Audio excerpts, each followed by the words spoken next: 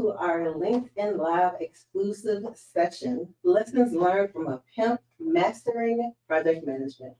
I'm Rashida Atkins, and I am your facilitator today and the founder of Atkins Learn and Grow. I'm thrilled to host this event alongside industry leaders Ty Cochran, CEO of Her PM, Alex Smith, HR and Operations Specialist, and Wendy Harris, Digital Transformation Visionary.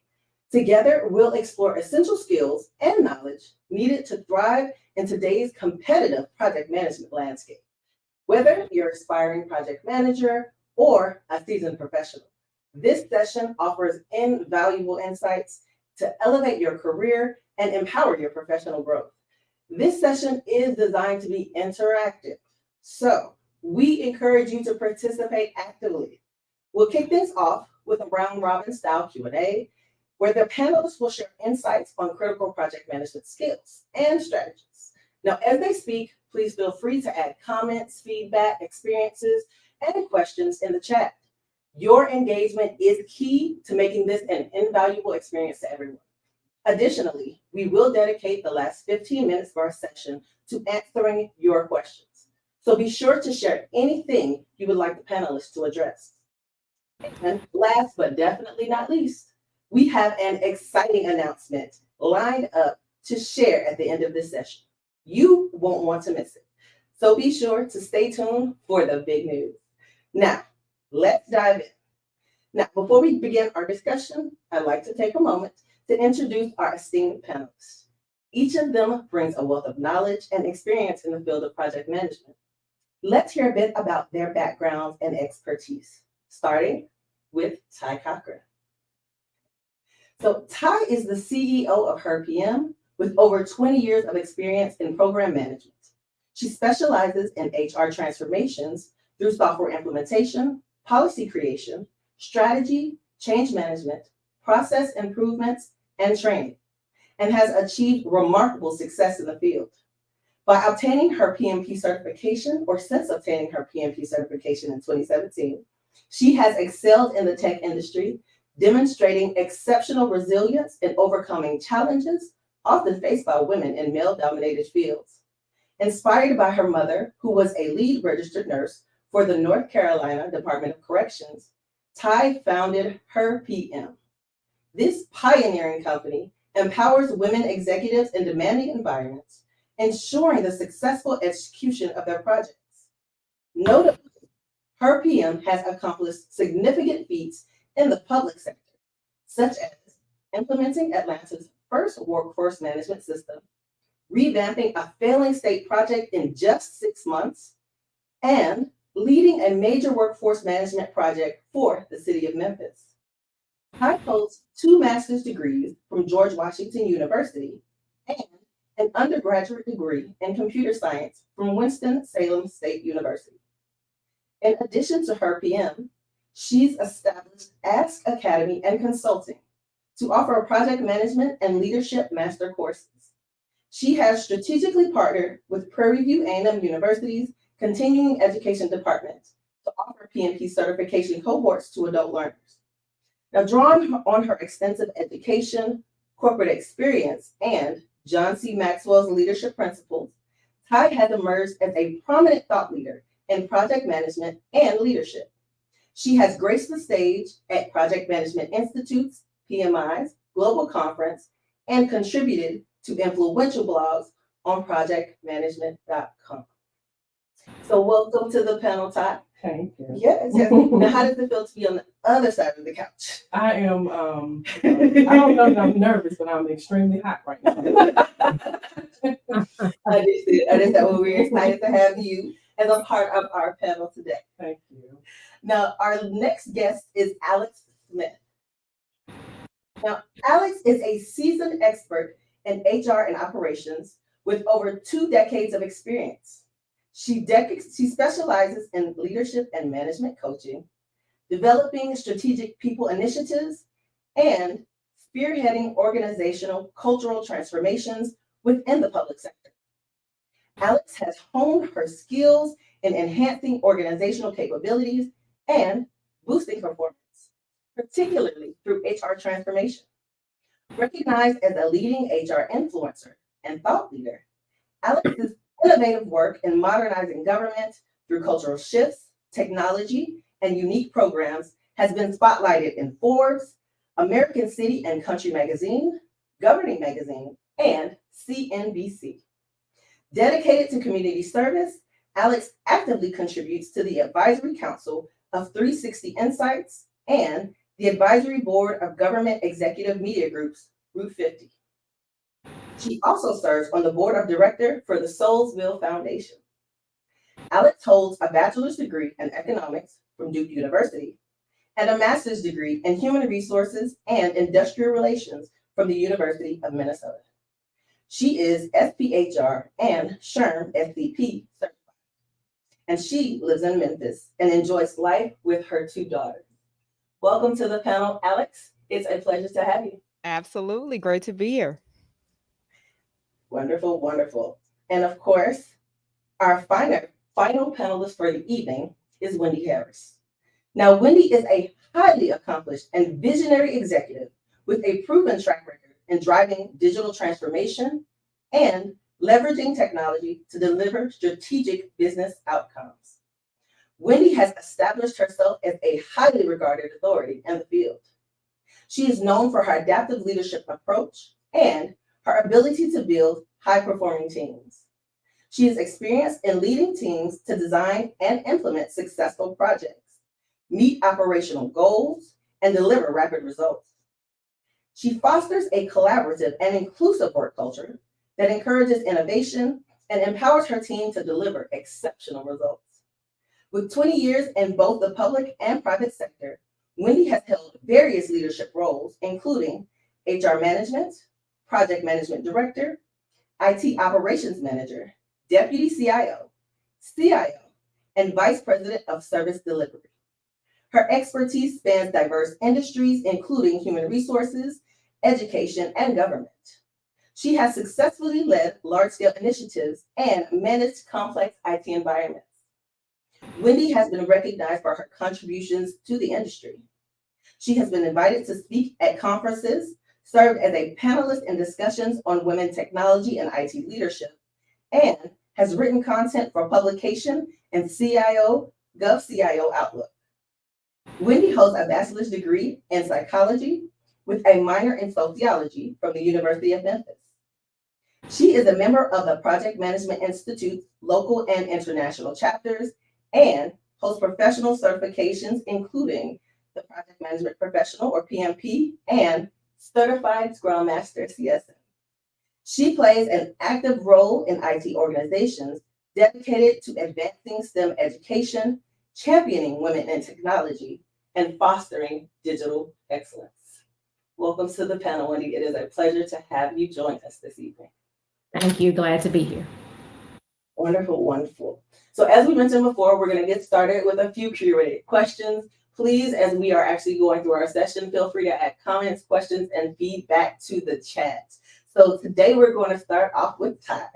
The first question for you, Ty, is what critical skills or qualities have contributed most to your success as a project manager? Oh, that's a good question. First of all, thank you, Rashida, for leading the charge and getting us started. And thank you to my awesome friends, Alex and Wendy. When you read their bios, like, oh my God, it's so awesome, like in real life. Absolutely. So I think for me, the skills that have helped me the most have been my soft skills. So yes, I'm very technical. I have a computer science degree. That has been wonderful, but as far as project management is concerned, what has helped me the most have been my soft skills. Knowing how to communicate with people, knowing when to communicate with people, because sometimes I think a lot you can be intimidated by working with executive sponsors and you don't know exactly when you can go and speak with them, but forging that relationship with those executive sponsors so that you can communicate openly and clearly with them when there are problems on your project. Absolutely. Yeah. Communication is key. Yeah. We all know that can make or break a few different things when it comes to projects. Yeah. We're both working with your sponsor and your team. Yes. Wonderful, wonderful feedback. So our next question is for you, Wendy. So how do you handle conflicts with your project team And what strategies do you use to solve them? So Rashida, you and Ty just mentioned something very important, communication, which is the key to success, right? And so open communication, transparency, bringing the team together, hear everyone, uh, allow all voices to be heard. And then the way that you do that is just by listening. Um, Reminding everybody that there is a common goal that we're trying to reach, and it's not just about the individual person. So, how can we come together to discuss what's best for project success? You can also bring in mediation if necessary, someone that's neutral from the outside. I have joined teams from the outside, and that has allowed me to give stern advice or direction without hurting feelings. So open communication, transparency, allowing everyone to have a voice, and just reminding them of what the goal is. Wonderful. I love that when you said remind everybody what the goal is. Having that common goal as your central focus is really, really helpful so that everybody feels, like you said, included, involved, the communication is clear, and you're working toward that singular goal. So I really, really love that piece of advice. And bringing someone else in, because it does help to have an outside person every now and again, somebody who can be the voice of reason when things get a little. So really, really great tips. Thank you very much, Wendy. You're welcome. Mhm. All right, and Alex, the next question is for you. So can you share an example of a challenging project you sponsored and how you overcame the obstacles? Absolutely. So first of all, happy to be here and to join the panel with these ladies. So in HR, you're often put in situations where you're not only trying to enforce the current policy or status quo, but you're also looking at how to prepare the organization for the future and to institute change. And so when I worked in municipal government, one of the key projects that I was executive sponsor for was our cloud implementation, because we were in a situation where we were losing a number of employees each year due to a number of different morale challenges. And we really needed to get efficient about how we were recruiting and retaining talent for the city. And so going to the cloud put us in a position to be able to rethink and transform all of our processes to be able to do that.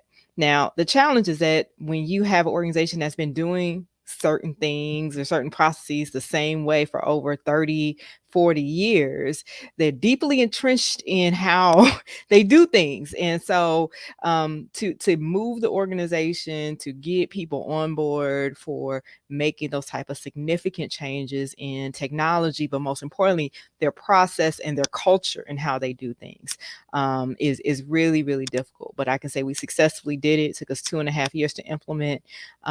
And the team was able to see tremendous results from that, everything from reducing time to field to improving employee engagement, most importantly, building confidence and having this understanding that they could actually get it done, get the project done and accomplish these type of things that they may have thought before that they could never do. So I found that just because something is hard doesn't mean that it can't be done. And with the right level of support, the right level of vision and communication. Most importantly, I think making sure that you can provide the right level of resourcing and being able to be adaptable and flexible along the way makes a huge difference in you being able to accomplish those goals. And most importantly, being able to celebrate at the end when the team is able to meet those accomplishments and those major milestones. Wonderful, wonderful. I really like what you said when you talked about the culture. Because I don't think we talk about that enough as project managers. When you're going into a situation as either an outsider or going into a new role, and you have to get people to think differently. That is the hardest thing to do because we are married to what we do every day, and the routines that we have, and knowing what's going to happen. And so, like you said, the understanding kind of that change there, and giving them the confidence to know that even if we change this, the core of what we're working for, the core of who we are won't necessarily change, that this should be a part of who we are, being flexible and adaptable to make sure we're still achieving our goals and outcomes. So I really, really appreciate you kind of bringing that additional nugget in there, as we like to say. I think that was really, really valuable. I think the confidence part is like really what drives it, especially as an executive sponsor. being able to like recast that vision over and over again. Yes. But a lot of times people that, they get scared and then they start resisting. So it has to be, I'm here, I'm standing here, and I'm with you, and I understand why. I want you to understand why we're doing this as well and how it's going to help you. So I think that's exactly right, Ty. I mean, really helping them see that bigger picture, and that this is not just something we're doing just to check a box, but we're doing it for the purpose of making lives better for everybody on the team. It's worth making the investment to do it. I think as an executive sponsor, you play a critical role in keeping that level of communication and energy and vision and rigor, but also being willing to listen to the team to understand, okay, what barriers are there? What barriers are keeping them from being able to move forward with the project, and doing what you can to help remove those barriers and help cover them while they're trying to go through this change. That was keep covering your team, right? That was, I love that, because we don't talk about that. That's another one. That's really, really huge, covering your team, making sure that they know you support them so that they can support you. I think that's a really, really big one. Thank you, Wendy. I'm sorry, Alex, that was wonderful. So our next question is for you, Ty. What tools and techniques are most effective for tracking project progress and meeting deadlines? So tools are ever evolving. So, back in the day, it was all about Microsoft Project. Then I never really like that tool. Well, let me not say that. Right now, I'm really a Smartsheet girl, honestly. I really like Smartsheet, and I really like the things that it has available as far as functionality, because you can build so many things, dashboards, and you can put reminders in. So really Smart, and I don't have a contract or anything with Smartsheet, but really for me, that's my go-to at this point in time, because I've seen it do so many things and be able to feed in information and spit out the right information on the other side. So really right now, that's my go-to as a tool and technique for keeping things on track and utilizing it for project success. Wonderful. And you don't have a contract yet with Smartsheet. However, Smartsheet, we do have a partnership available. If you are interested, you have a wonderful champion here. Right. So for our next question, it is for you, Wendy. So how do you approach risk management, and what steps do you take to mitigate potential risks? So risk, that's a scary topic for some people, right? And when you join a project, getting people to understand what risks are is sometimes a huge hurdle. Getting people to think through what could happen, and if it does, how do we handle that? So one of the most important phases of project management is planning. To me, I think that's where you need to spend the most time really thinking through everything, and risk is one of those things. And so during the planning phases, when you're discussing the overall project plan and what we're doing, that's when you sit down with the team and document what could happen. And that could be from people being out on vacation during Christmas time. It's a risk when people are not at work, when it's time, and that may be a time where you want to train. You have to think about budget season. Things that can happen at any point that will cause a delay or an issue with the project, right? And that's not a list of 1,000 things, but it's certainly those things that come to the top of your mind that could prevent a project from going live on time. Now, mitigating those risks, and I say this, and I've never heard anybody else say this, but I say it: projects don't come in on time. Okay, they never do. Now that doesn't mean it's going to come in a year later. It can come in a day later or a week later, but they never come in on the day that's in the contract or in the SOW that everybody has agreed to. And that's just because life happens, right? Things happen. And so when you're mitigating risk, you have to think about contingency. You always got to put a little buffer in here. When I talked about people being out on vacation or certain times of the year, or Alex knows when you're having labor negotiations, right? Alex and I work together, and at one point when we were all three on a project, me, Ty, and Alex, she's like, no, we cannot do this during this time. There's certain things you have to consider. So you build in buffer to allow for those things that could impact the project. And you also have to be prepared. People don't like to talk about the change management process. but it's really important to talk about the change management process during kickoff, during contract discussions, because that happens. And you have to understand if that's going to be a cost or not, or what the impact is. So change management does happen. Change orders do happen. So being upfront, being transparent about what could happen is important, and documenting that, and then the likelihood, scoring them, deciding if you're going to accept that risk or if you're going to mitigate that risk, and then moving forward. Wonderful, wonderful. You said something very important that I think most project managers will not say out loud, is that the project will probably not come in on time. I mean, they don't. Have y'all been part of one that You are 100% correct. I haven't had one yet that has come in on that date that we set initially. But that is true. It's very normal. And I think, like you said, setting the expectation early of this is our objective deadline. This is what we're working toward, making sure that we do have a change management process in place, because we know that things are probably going to flex. And also understanding risks. And I have one more question for you, Whitney. What is one risk that you think is most overlooked? Because I know, we kind of talked about vacations and maybe holidays and potentially calendar when it comes to the organization where there are specific calendar dates. But are there any other risks that you have noticed kind of consistently can be overlooked at times?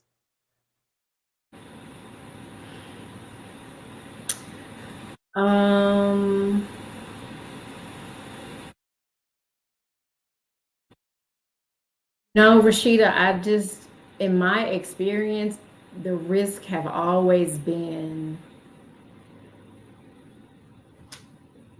what I mentioned when I mentioned Alex, and give me a second, because I'm trying to think through something different. But for me, it's always been your resources, like your resource allocation. Are they available? What are they working on? What are they balancing operationally? Just your main risk is availability. Your project team has to be available in order to get the project done. So when I say vacations or MOU discussions or budget hearings and things like that, that takes people away from the project. And so resources allocated at the right times. You've got testing phases. You've got, user acceptance testing, all these major milestones within a project, and you need people to do that. So for me, it's going to always be resources being on the project at integral times throughout the project lifecycle. Thank you for that.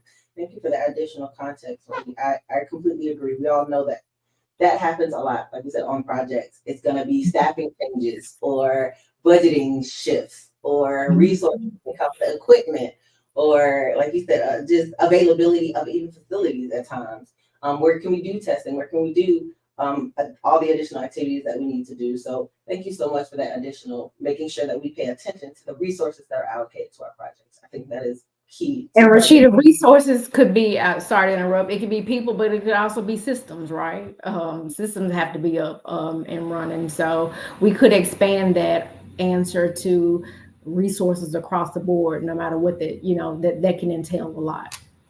So availability of the things that you need to run the project. And I would just jump in and say that it's always a risk not to manage your risk, right? So you're never going to be you're never going to be able to like actually pinpoint down every risk, right? Because it's always an unknown. However, I think the best thing to do is working with your executive sponsors, building in those management reserves to your like cost management plan, to say, okay, now we've reached the very top of everything with a buffer, and now we have to go to this executive sponsor. Can you please open up this budget some more and give us some more money because of risk A, B, and C? It's so many things that you, especially working in like a public sector landscape, it's so many things that you will never be able to like fathom that could happen during a project. So you just have to make sure that you cover those with those management reserves and go and talk to your executive sponsors about those. That's a great tip. Great tip. But I do want to also add, that's also why it's important to have a diverse team, a diverse, particularly executive team that is helping to co-sponsor a project, because everything from being able to tap into different funds to be able to make sure that there's resource availability. Wendy and I have stories of like, we're trying to figure out how to pay for something. And I'm like, okay, well, HR is going to pay for this part and then IT is going to pay for this part. And us trying to make it work as an executive team to help make sure that the project is successful. So that's why, you should not go at it alone and be your own island. Having, a cohort of executives that are a part of the sponsorship of the project can go a long way. Another great tip. Great tip. Make friends. Make sure you have a community of support from various sponsors, because that will go a long way in the end. Absolutely. Thank you, Alex. And the next question is for you, Alex. So what are your best practices for managing stakeholder expectations and keeping them engaged throughout the project? Yeah, that's a great question. I think the one risk that people underestimate when it comes to projects is what I would call political risk. And if you don't do appropriate stakeholder management upfront and very strategic about how you engage stakeholders, you can have the political risk factor that can undermine your project. And that can happen in public or private sector. So making sure you know who your key stakeholders are, recognize you understand their level of influence at every stage. So for example, your executive team will have one level of influence, and you need to make sure that you're figuring out how you're going to engage and communicate with them. But let me tell you, those frontline employees also have a level of influence too, and can derail and sabotage a project. Wendy and I have some stories about that as well. And so making sure that you are thinking very strategically about your stakeholder management for multiple layers in the organization is really important. The other component I would say around stakeholder expectations is really understand the with them, what's in it for them, and being able to get that sense for how this project can help make their lives better, and lead with that when you're having conversations about this project and what it can do and why you're trying to solicit their advocacy or support for it. You also want to understand context. So, if I'm trying to, get some major testing done, the budget season is not the time to try to do major testing or try to solicit support, because people have other priorities, or if there's been a major crisis or catastrophe, et cetera. So making sure you're clear and sensitive to the timing around when you're trying to engage your different stakeholders, and be willing to either move things forward or delay things in order to make sure that that context is clear. And then the last piece that my team got really good at is this idea around cascading. So this notion of understanding that there's a certain flow in which how you should communicate with different stakeholders, because one influences the other. So for example, before we launch any project, we're going to have a conversation with the highest level executives about what the project is, why it's important. We give them their talking points, give them opportunity to ask questions. And then after we socialize it with them, we then go to the director level. And then after we socialize it with them, then we go to the management level. And after we socialize it with them, then we go to the employee level. And after we do that, then maybe we go talk to the unions and try to figure out what's the right kind of cascading of how you want to engage stakeholders, so that you have essentially one layer reinforcing the messaging for the next layer, and so forth and so on. Also having change champions, which Ty taught me a lot about that over the years, and the importance of making sure that you're educating your change champions and making sure that they feel very comfortable with the talking points and messaging, so that they can be additional advocates for you as well. And then once you get the project going and you get some initial early advocates, make sure you're leveraging them to help tell the story. And use them to help influence others. Because as we know, with advocacy, you got your 10% that are going to be your gung-ho early adopters and advocates that you can count on, that would help support the project. You got 70% that's kind of in the middle, or 80% maybe in the middle, and then you got your 10% that they're not going to like it no matter what you say, what you do, or who's influencing. The goal is to get that 70% to at least kind of go into more of a supportive nature, and leveraging your early advocates to help you with that 70% can make a huge difference. Wonderful, wonderful. And I want to go back to the change champions. So I want to hear more about how do you leverage your change champions when you're trying to make that shift to get the buy-in from the rest of your stakeholders. Well, that's Ty or Alex. Whoever wants to go first. You know what? So I'll just say a few words, but Ty, I think you definitely can speak to it, and of course Wendy as well. Change champions. Well, first of all, being very intentional about who you select to be a change champion. You want someone who has a positive attitude and positive reputation in the organization, and being able to arm them with the right level of information so that they can be advocating for the project. I would say at the water cooler or those other rooms that you're not going to necessarily be in is just super important and helpful. But also the ability for them to give you feedback as well. So letting it be a two-way communication where you're giving them information, but they're also telling you, hey, look, this is broken. This is not going to work. And having that trusted relationship back and forth, it can just make a huge difference for projects. Ty, what are your thoughts? Yeah, for me, it's definitely about who you choose. So the minute that you start those stakeholder engagement meetings, like you're definitely trying to like pinpoint like who has the best attitude and who's like really excited about the project and the new changes. So picking those people out, and then getting them into a room, so that you can actually have that good conversation with them to understand why they are excited about the change. Once that happens, then you're able to build that team and then activate them through just the knowledge, right, of the new software that's coming. Because most of the time we're doing software implementations. So if they have that knowledge about the new software, why we're doing it, like she said, the with them, how is this going to actually positively affect your job role, right? So that you don't have to do all of these things over and over again. And once that happens, and they are armed with that knowledge, I'll say armed and empowered with that knowledge, then they go out and not only do they help you throughout the change, throughout the project, once the project is over and it's operational, they're still out, telling people about how this system works and the good news about it, right? It's like creating a disciple like Jesus, like, yes, I'm like, yes, be my disciple and lend that good news. But it's definitely all about who you pick and arming them with the right information. Wonderful, wonderful. I definitely love that change champion. It's something that I think we all can definitely look into as we continue projects because, as we said, that cultural shift is usually the hardest shift to make. And having those change champions that are really informing and sharing the good news, as we like to say, with the rest of the organization will be really helpful for project success. And I'll just add on the back end of that, also, again, it always goes back to your sponsors. It always goes back to those people, those executives. So having someone, when you do have those change champions meetings, like Wendy and Alex, they were always there. They would jump in to those meetings and just give, their vision and keep moving the ship forward, right? Because a lot of times it gets windy, things can get off course, but as long as you have that pilot back there kind of guiding that ship, then it's still all good. Wonderful. Yeah. Wonderful, wonderful.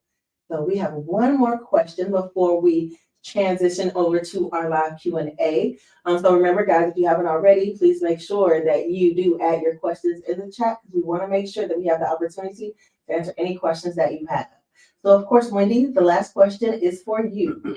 How do you ensure that project requirements are clearly defined and understood by all team members?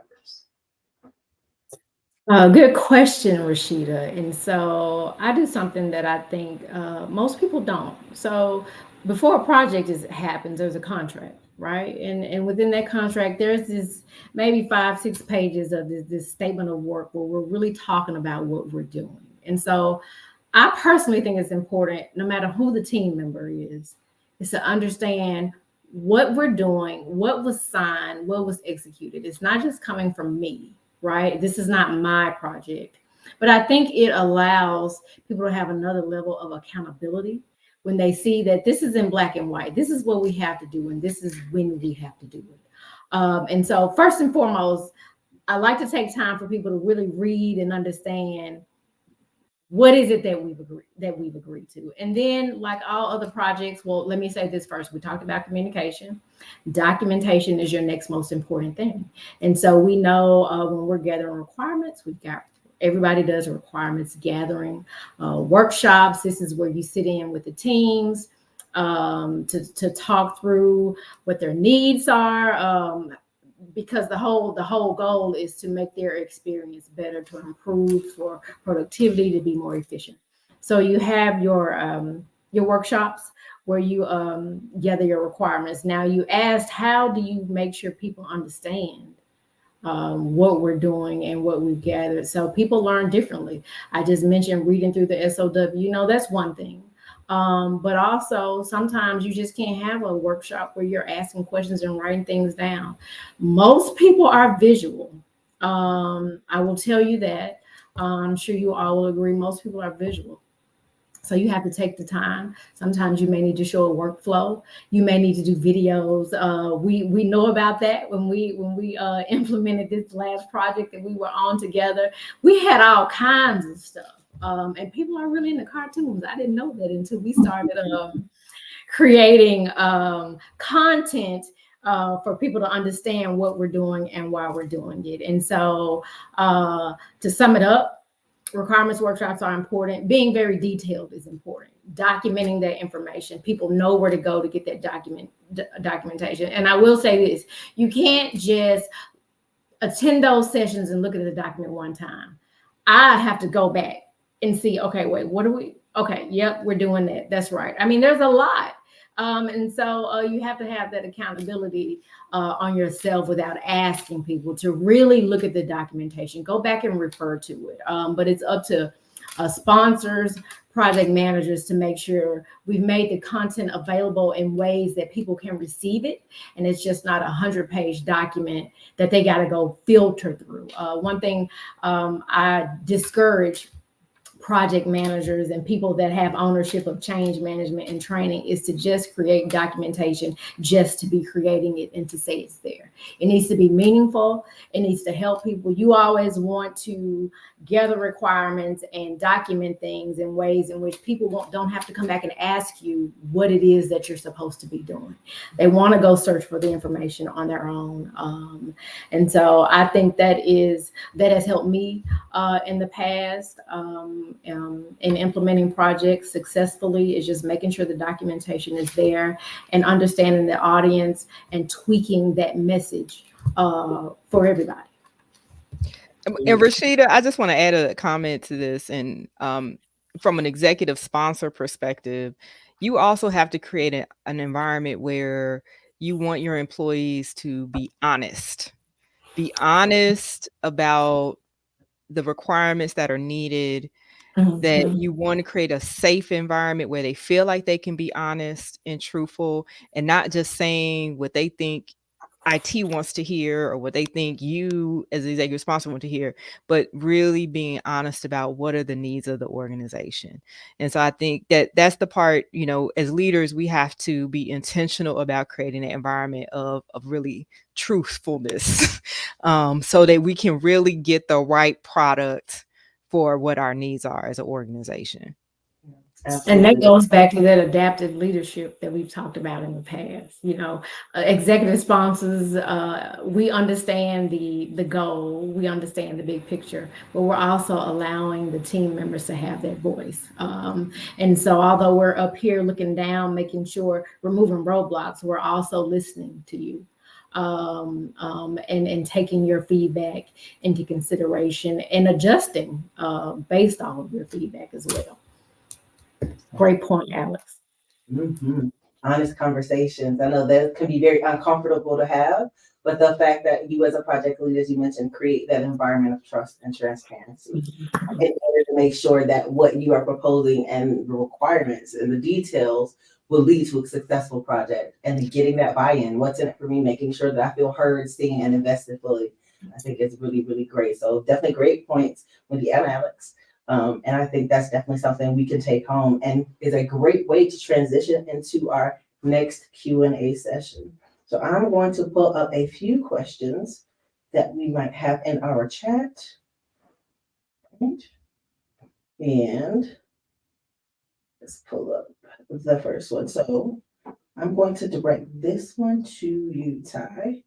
It is, can you describe your process for developing a realistic project schedule and managing scope changes? Okay, that's a real good question. So realistic project schedule. Wendy just told you that projects don't come in on time.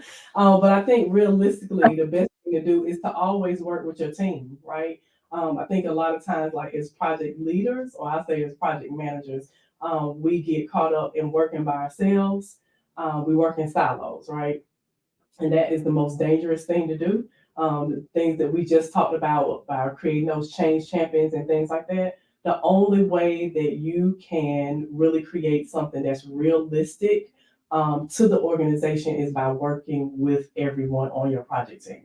That goes from your project sponsors all the way down, because we have to know when people are available. Just like Wendy said, those resources you have to build that into your project schedule is so very important. Because again, just going back to public sector, usually from Thanksgiving to about 2 weeks after the new year, no one is around. There's no one that you really can get in touch with. So that is a time where you probably can spend that time doing some administrative work. But there's no work that's going to actually come from that for your project. So that's the best thing to do, is working with the team. And then what was the second part to your question? I'm sorry. Work. The second part was managing scope changes. Managing scope changes. Okay. So I think I kind of wanted to jump in on what Wendy was saying too the last time about the requirements. So it really goes back to gathering requirements, right? So you have to capture, I think, not only what you want for the future state of your project, but you have to start by capturing what the current processes are and flowing that out first. Because I really don't feel like you can adequately keep up with your scope, what's going on with it, if you don't know what's currently happening in your environment. That is where all the scope creep will happen if you don't capture current processes. So I think the best thing to do is capture current state, flow that out, and then use that to transition into what you want your future state to look like for your requirements. So really, at the crux of it, it goes back to gathering requirements. Wonderful, wonderful. All right, and so I think we have another question, and that's going to be for Alex. So Alex, what metrics do you use to measure project performance, and how do you report on project status to stakeholders? Oh, great question. So metrics are very, very important. I think as leaders, we always want to have a measuring stick, if you will, to know whether or not we're moving the needle forward. So depending on what the results you're going after, you know, for us, recruiting was a big deal in terms of getting improvement around our processes for that. So the metric time to fill was really important, and we wanted to measure that throughout. Another one was around overtime expense, and we were looking at how we could reduce overtime expense by having certain technology. We also looked at, of course, cost, time to implement, and other efficiency factors to say, is our organization now better off, and also were we able to deliver this project on time, on budget, as well. But what I would say, no matter what the measurements are, wherever the KPIs are, you need to have something so that you can really be able to show the ROI of you making this investment in time and money. Absolutely. Great answer. Thank you, Alex. And one more question for Wendy. So how do you maintain a balance between comprehensive planning and the flexibility to adjust to unforeseen changes during a project? So comprehensive planning is important. That's your old school waterfall methodology that I love. So you have to plan it out, right? You got to have some type of roadmap to know where you're going. But you also have to have the flexibility to be a little agile. So most people now, and what I've done here in the past is you kind of combine methodologies, right? So you got to be able to mitigate those unforeseen circumstances. Things come up, right? So you got to be able to pivot. We talked about resource allocation earlier. If something happens, how do I uh, pivot again and change the schedule or edit the schedule to where we look at the critical path task and we decide, okay, we need to condense this or we need to stretch this out or can we add more hours for this task? And so it's really just about being, realistic. And understanding, like we said before, that things happen. And then we just continue to monitor project progress to see where we are. Good PMs anyway, they're looking down the road, right? They know what phases are coming up. They know what critical milestones are coming up. So you always know. One of the things I learned when studying for the PMP is just know where you are. If you always know where you are in the project life cycle, you can plan for anything. You can be ready for anything because you are aware. So you have to have that sense of awareness that others don't, because most people are just doing what you told them to do, or they're just working the project. They're just working the task, because remember, most of the folks are doing their operational job too, right? And so they're just doing what they do daily, but you're keeping your eye on the prize, which means you are monitoring progress every day. And if you're doing that, that allows you to, when you see something's not going right, that allows you to plan for, have those discussions that you need to have about that pivot that you need to make in order to continue project success. Absolutely. Thank you, Wendy. Very insightful answer. And very, very helpful. Thank you very much. So this concludes our Q&A session for the day. Thank you very much, Ty, Alex, and Wendy, for all of your insight and expertise that you felt comfortable sharing today for project management, and of course for our future project leaders out there. Now, before we wrap up today, I'm thrilled to announce that there is a training course that everyone will be taking, Lessons Learned from a Pimp series, Project Pimpin' 101 Soft Skills. Now, this course is designed to unlock the foundational skills that set exceptional project managers apart. You'll gain essential tools and insights to excel in project management, focusing on key areas such as relationship building, leadership, communication, and emotional intelligence. Now, whether you're new to the field or looking to enhance your project management skills, this course will guide you through vital concepts and practical applications that drive project success and demonstrate positive ROI for your organization. So we are actually getting ready to place a link to that course in the chat. And I definitely want to encourage everyone to go ahead and go out and sign up for the course today. Share it with everyone that you know, because just like this conversation we're having today, this course is going to give you some really, really wonderful skills, soft skills. It'll give you practice. It'll give you information as well as experience as you move forward in your project leadership role. All right, so thank you, everyone. We want to thank all again of our speakers today, and of course, thank all of our attendees for joining us this evening. We hope that you received all of the knowledge and wisdom that has been shared. And of course, as our special thank you, along with the fact that you got to hear about the course launch first, we're also going to give you a 50% discount off of the course for joining today's session. So don't miss this opportunity to invest in your professional development, and make sure that you tune in next time for the next Lessons Learned from a Pimp project management lessons learned. So thank you, everyone, for this evening. I hope you have a wonderful night. Thank you. Thank you, ladies. Bye-bye. Thank you.